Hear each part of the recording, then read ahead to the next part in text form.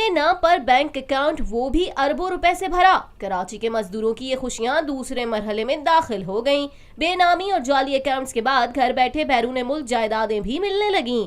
10x10 کی دکان میں 30 سال سے مزدوری کر کے اہل خانہ کا پیٹ پالنے والا نشتر روڈ کا رہائشی عمران اس وقت پریشانی کا شکار ہوا جب اسے FIA کے نوٹس کے ذریعے دبئی میں اپنی جائیداد کا پتہ چلا۔ عمران کا کہنا ہے کہ جب سے FIA کا نوٹس ملا ہے میرے گھر میں ٹینشن تھی۔